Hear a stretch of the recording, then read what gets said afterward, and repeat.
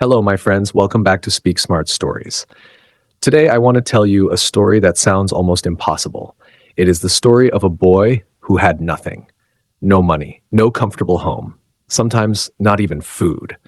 A boy who slept on cold streets, who wore the same torn clothes every day, and who was ignored by almost everyone around him.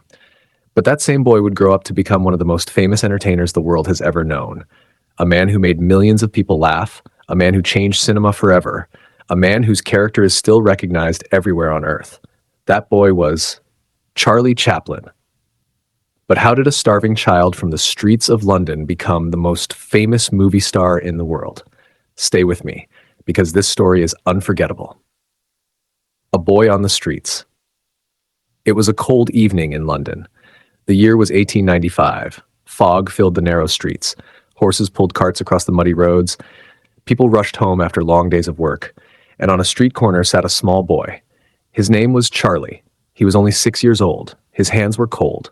His stomach was empty. His clothes were thin and worn. Charlie watched people walk past him, businessmen, workers, ladies in beautiful dresses.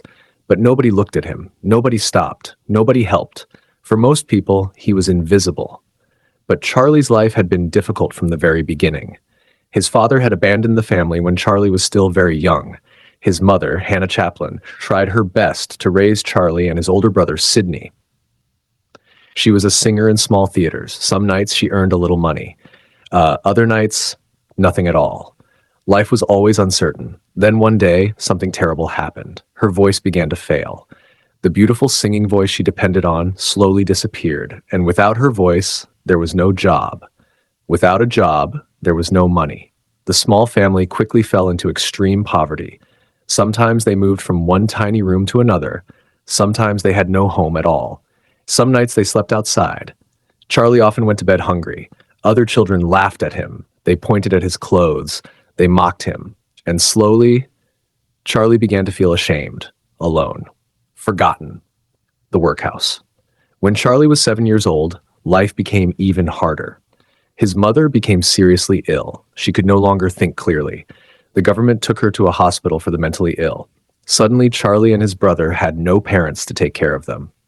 The two boys were sent to a place called a workhouse. A workhouse was a government institution for poor people. But it was not a kind place. Children worked long hours. They cleaned floors, they washed clothes, they carried heavy buckets of water. The food was small and tasteless. The rooms were cold. The beds were hard. Many children cried at night. Charlie hated it there, but something surprising began to happen. Even in this dark place, Charlie discovered something special inside himself. He could make people laugh. When the other boys were sad, Charlie made funny faces. He walked in silly ways. He pretended to trip and fall. He acted like old men, drunk men, clumsy men. And the boys laughed. For a few minutes, they forgot their hunger. They forgot their sadness. And Charlie realized something powerful. Making people laugh made him feel alive. A chance on the stage. Years passed. Charlie grew older. At 14 years old, he walked into a small theater in London. The theater was looking for young performers. Charlie was nervous. His hands shook. His heart raced. But he knew this could change everything. The manager looked at him and asked a simple question. "Can you act?" Charlie didn't answer with words. Instead, he began to perform. He walked like an old man with a cane, then like a drunk man losing his balance. Then he pretended to slip and crash to the floor. The manager burst out laughing. "You're good, boy," he said. "You start tomorrow." That moment changed Charlie's life. For the first time, he had a real job. He joined a traveling comedy group. They performed in small towns, big cities, everywhere across England. Charlie studied everything about comedy, how to move his body, how to express emotion with his face, how silence could sometimes tell a story better than words. Audiences loved him. He was small and thin, but on stage, he was powerful. A new world America. Then in 1910, something incredible happened. Charlie boarded a ship. The destination was New York City, America, the land of opportunity. Charlie stood on the deck watching the ocean. He felt excitement, but also fear. Would America accept him? Would he succeed? Or would he fail and return to poverty? No one knew, but Charlie was willing to take the risk. When he arrived in America, everything felt enormous. Tall buildings, crowded streets, fast-moving people. But American audiences loved Charlie's comedy. And then in 1913, a man from a movie studio discovered him. His name was Shah Mack Sennett. He ran a comedy studio called Keystone Studios. He offered Charlie a job in movies. Charlie had never acted in front of a camera before, but he said yes, and that decision would change film history forever. The birth of a legend. One day, the director told Charlie to find a funny costume for a film. Charlie went into the dressing room. He began picking random clothes, a tiny jacket, huge pants, oversized shoes, a small bowler hat, a cane, and a tiny mustache. He looked in the mirror, and suddenly a character appeared. A poor but proud little man, funny, clumsy, but full of heart. This character became known as the Tramp, and the world instantly fell in love with him.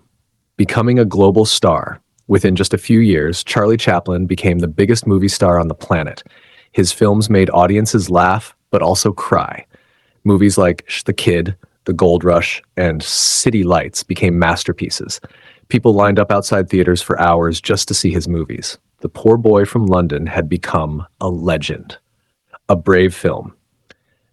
In 1940, Charlie made one of the boldest films of his career, The Great Dictator. It was a comedy that mocked Adolf Hitler. At the end of the movie, Charlie delivered a powerful speech about freedom, kindness, and humanity. The world listened. The final recognition years later, in 1972, something remarkable happened. After decades of controversy, America invited Charlie back. At the Academy Awards, the audience stood and applauded him for 12 minutes. It was one of the longest standing ovations in history. Charlie simply smiled and said, "Thank you. Thank you so much." The legacy. On Christmas Day, 1977, Charlie Chaplin passed away, but his legacy never died. Even today, people around the world still watch his films, still laugh, still cry, still remember the little man with the cane and bowler hat. The boy who once had nothing proved that dreams can begin anywhere, even on the cold streets of London. If you enjoyed this story, don't forget to like this video and subscribe to Speak Smart Stories, because here every story helps you learn English and discover the incredible lives that shaped our world. And tell me in the comments, which historical story should we explore next? I'll see you in the next story.